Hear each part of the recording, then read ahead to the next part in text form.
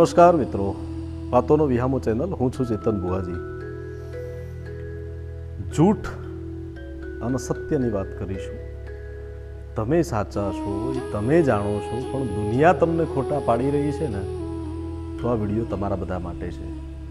કારણ કે જૂઠની જીત છે ને એ ટેમ્પરરી છે અને સત્યનો પાયો જે છે ને એ પરમાનન્ટ છે. ભાઈ, આખી દુનિયા તમારા વિરુદ્ધ હોય, તમારા સ્વજનો તમારા વિરુદ્ધમાં હોય, તમારા મિત્રો તમારા વિરુદ્ધમાં હોય, અરે તમારો ઇવન પરિવાર તમારા વિરુદ્ધમાં હોય, પણ યાદ રાખજો કે ઈશ્વર તમારી સાથે છે તો તમે સાચા છો. કારણ કે સત્યનું બીજું નામ પરમાત્મા છે. સાચા માણસોને ક્યારેક ન્યાય મળવામાં તકલીફ પડે, મોડું થાય, પણ મોડું તો ના જ થાય.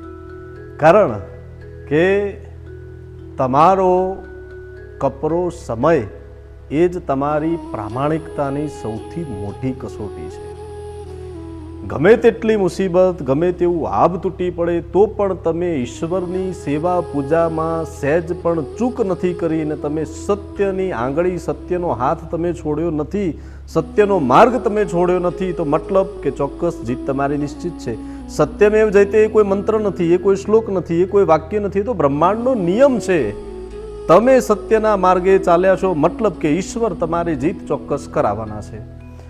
વાત નાનકડી છે, પણ એક પ્રસંગ હું તમારી સાથે હું શેર કરીશ કે એક નગર હતું ને નગરમાં એક નાનો એવો વેપારી કે જે પોતાના વિનમ્ર સ્વભાવથી ને પ્રામાણિકતાથી લોકોમાં એટલો બધો અતિપ્રિય હતો કે બધા જ માણસો, બધા જ ગ્રાહકો એ દુકાને જઈ અને ખરીદી કરતા હતા. બીજા બધા જે વેપારીઓ હતા એ વેપારીઓને અદેખાઈ થઈ અને એના પર ખોટો આરોપ લગાવ્યો.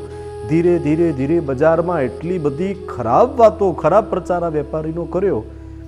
ધીરે ધીરે એના ત્યાં ગ્રાહકોએ જવાનું બંધ કરી નાખ્યું, એનો ધંધો ઠપ થઈ ગયો, એ મગજથી હારી ગયો. એના પરિવારનું ગુજરાન કઈ રીતે ચલાવવું, એના બાળકોનો અભ્યાસ કઈ રીતે કરાવવો, તો એ માણસ એક સંતના શરણમાં ગયો.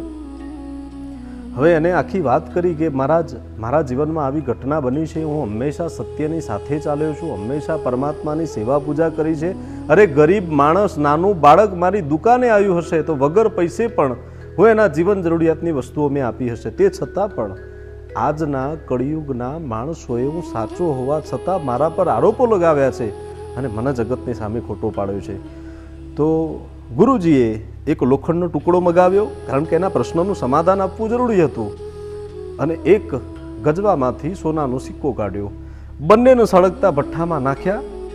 હવે ગુરુજી એને સમજાવે છે કે જે આ અગ્નિ છે એ તારી હાલની પરિસ્થિતિ છે.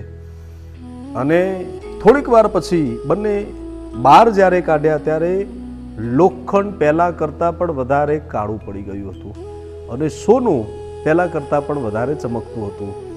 એટલે ગુરુજીએ એ વેપારીને એવું સમજાવ્યું કે મુશ્કેલીઓની આગ લોખંડ જેવા ખોટા માણસોને કારા પાડી દે છે, લોખંડ જેવા ખોટા માણસોને મુશ્કેલીઓની આગ ખોટા પાડી દે છે, પણ સોના જેવા સાચા માણસ હોય ને વેપારી ભાઈ, તમારા જેવા એવા માણસોને તો વધારે નિખારે છે. એટલે સત્યનો માર્ગ અઘરો છે, પણ તમારી જીત ચોક્કસ છે. એટલે આ નાનકડો પ્રસંગ ઘણા બધાના જીવનમાં મદદરૂપ થશે. અને હું હંમેશા એવા જ વિડીયો બનાવું છું કે આ પરિવાર સાથે જોઈ શકો, તમારા દીકરા દીકરીને બતાવી શકો, તમારા ઘરમાં કોઈ વયોવૃદ્ધ માણસ છે એને સંભળાવી શકો. કારણ કે મારો વિડીયો બનાવવા પાછળનો હેતુ એક ચોક્કસ છે કે આજના યુવાનો હારી ગયેલા છે એને નવી પ્રેરણા મળે. સાચો માણસ કોઈકની કોઈક જગ્યાએ પીડાઈ રહ્યો છે તો એનો ઈશ્વર પરનો તૂટતો ભરોસો બચી જાય, એ મારો ચોક્કસ પ્રયાસ છે. જય શ્રી કૃષ્ણ.